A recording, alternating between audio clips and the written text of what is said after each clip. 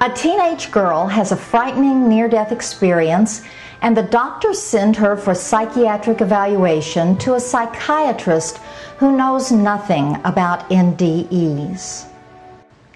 A wounded soldier has a near-death experience and is put on heavy sedation with multiple medications. An elderly man floats out of his body during a serious operation, and when he tries to talk to his nurse, she tells him he's hallucinating.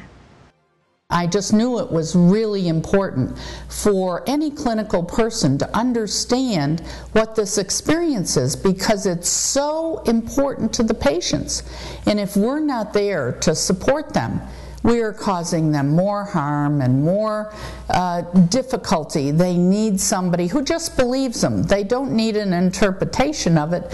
They just need to own their own experience and have somebody there to listen to them. Near-death experience is not something that happens to very special people. It happens to everyone. It's something that is actually quite common, and it is not a new phenomenon. It's something that is described in literature for hundreds of years. Beginning to shift the language and the awareness to the fact that it is something that occurs and it's not so rare, it would be a great service to not only the medical profession but to humanity.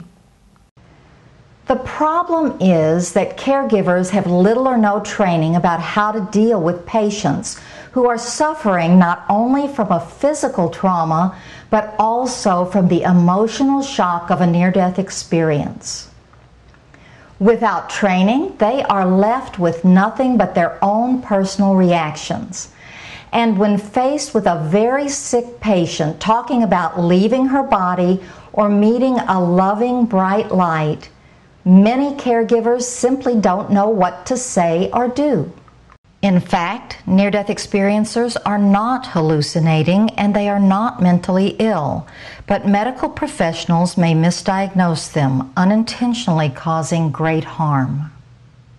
If one of my patients had come to me before my coma and told me the same story that I tell, I would have been very sympathetic and said, oh yes, you were very, very sick. You know, your brain was soaking in pus. We didn't think you were going to live through it at all, much less recover. And when the brain is that sick, anything can happen.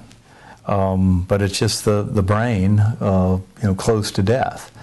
And I would have said, pay it no mind. And of course, I now realize I would have been absolutely wrong.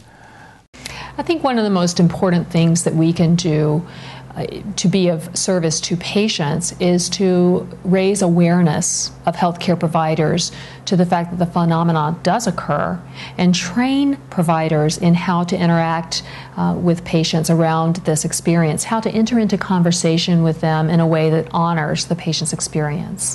I think a training video is very important for healthcare professionals who don't have access to organizations like IANS.